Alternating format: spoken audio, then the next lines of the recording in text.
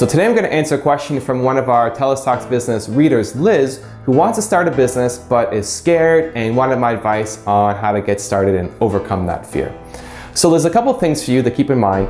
The first, why are you starting your business? And I try to get excited about it. So why is it that you want to start that business? What are you really excited about? What are you passionate about? Who do you think you can help? Where do you think you can add a lot of value to? And let that fuel your excitement, right? You should be excited to wake up every day and want to do something with your business.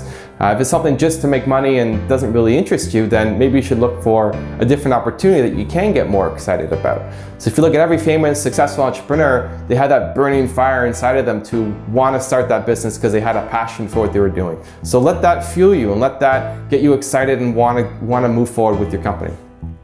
The next thing to kind of reduce the risk and the fear is start part-time. You don't have to start full-time, quit whatever job and income source you have right now. Start on a part-time basis. Start for 1 hour a day. Start on a small scale, let momentum build up, let you start to get excited again about why you're doing this business.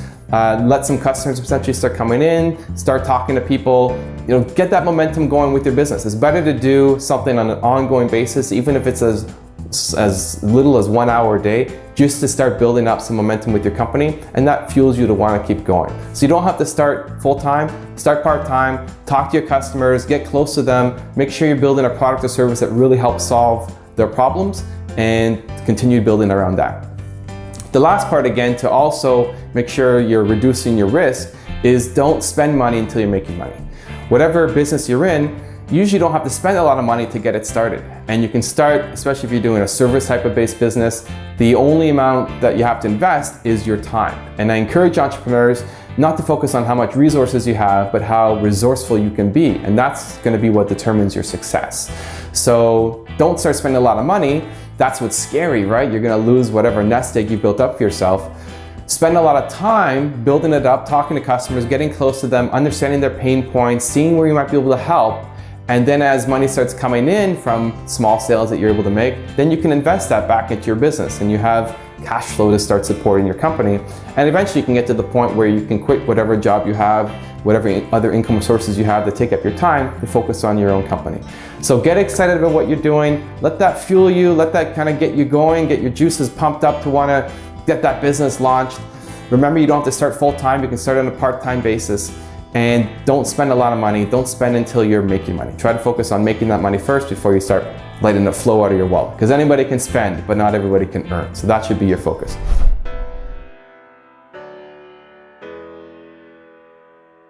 Self-confidence comes from doing difficult things. From trying, failing, getting back up, and trying again a different way. Your goals don't count until they're hard. You won't make yourself proud unless it's hard. And it's time to start making yourself proud of your effort. So I'm in the process of writing a new book. And I sent the book out to 30 of my friends and friends of friends to get their feedback. And I'm on a crazy deadline with the publisher. I got it here. This is the copy. This is what I gave out to 30 different people. And they gave me all the books back on the same day. And then what I had to do was go through each copy and underline. I underlined, can you see? Kind of blurry. I underlined, anytime they underlined, I underlined. Because I wanted to see what they cared about, as well as catching typos and everything else. And I looked at that pile of books. I had 30 books I had to get through in one day. I had to basically read my own book 30 different times, make one master copy, underline it the whole day. And it stressed me out. I looked at that stack of books and said, how am I going to get through all this stuff? And then I just started taking action. I just started doing it. And here's the thing, halfway through, I started getting massive pain. My neck was really hurting me. My back was really hurting me. My neck mostly because I broke my neck in March and I'm still healing and recovering from it. And I had to spend the whole time like this, right? I got the books here on the table and I'm flipping through it and I'm doing this. And it takes a toll the whole day doing it like this. So a couple hours in, I'm having massive neck pain.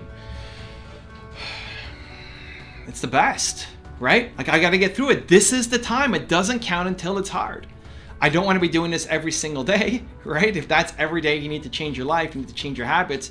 But in those rare moments, when you get the chance to push yourself, either physically, mentally, or just courage because you're afraid of doing something, that's your chance. That's your chance to show yourself what you're made of. It was painful. And at the end of the day, I got through it. I got all 30 done. I had to get a massage, and my wife stood on my back, and I did a Epsom salt bath and tried to relax it, and it hurt for the next couple of days more than usual. But the biggest thing was I felt great about myself because it was difficult. You want to build self-confidence? It comes from doing difficult things. If I backed down as soon as it got hard, right? 2 hours in, I did 5 books. And my neck is hurting, I can't do this, and I back down. That's the message that keeps getting repeated in my head. That's the record that plays over and over and over again. That when things get difficult, I back down. When things gets hard, I back down. As soon as it gets tough, I don't follow through. I don't want to play that record. That's not how I want to talk to myself. I want to be proud of my effort to push through. And yes, there may be some time when you hit a physical max. And yes, I'm not saying every day to put massive stress on your body so that you freak out and have to go to the hospital. I'm not saying that, but I want you to be proud of your effort.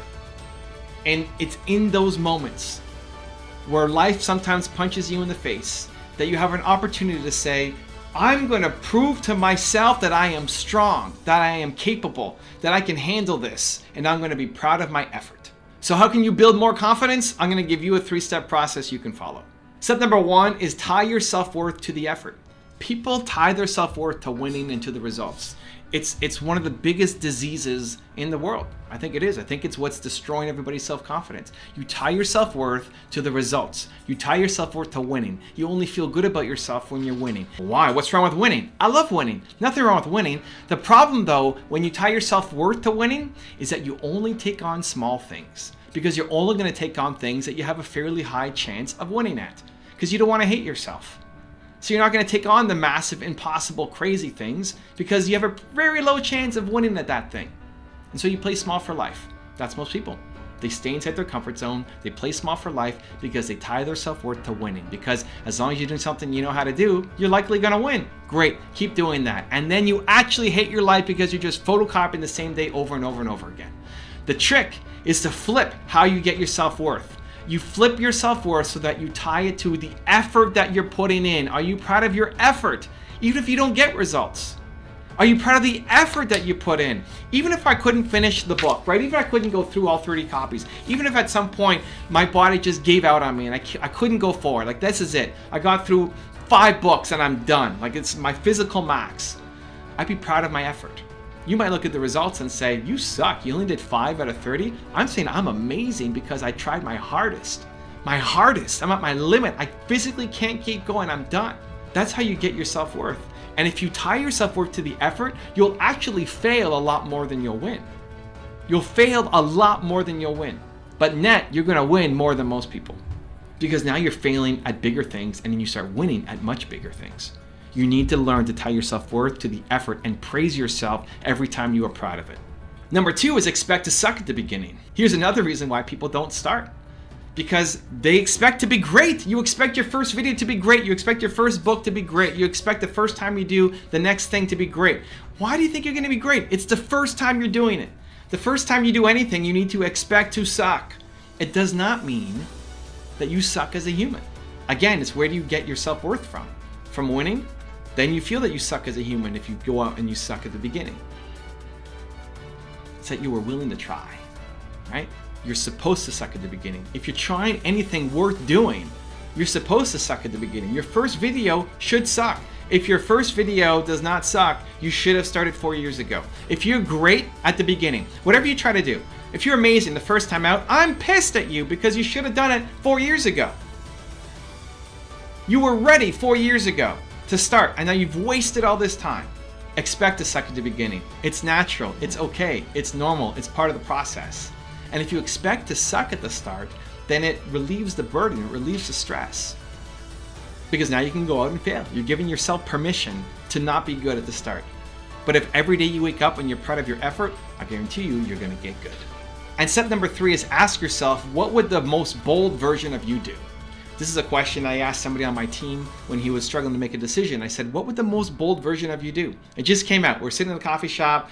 Should I do this or do this? I'm like, I don't know. What would the most bold version of you do? And it triggered a light bulb for him. He's like, I love that. I would do this. And it just gave him the absolute clarity that he needed to go for it. And so ask yourself that question. You're struggling right now. You're trying to figure out which path to go down. What would the most bold version of you do? That is the right path. And your head is talking you down from doing it because your head only understands logic and the world that exists. Where your heart, your boldness can create something new. The decisions you make when you're feeling bold are the right ones for you. What would the most bold version of you do? Then go start doing it, expect to suck, and be proud of your effort. If you want to know why and how to aim at something bigger than money, check out the video right there next to me. I think you'll enjoy it. Continue to believe, and I'll see you there. For Evan and his band of smartly dressed merry men, driving higher revenue growth is key, but not the only reason why he's in business.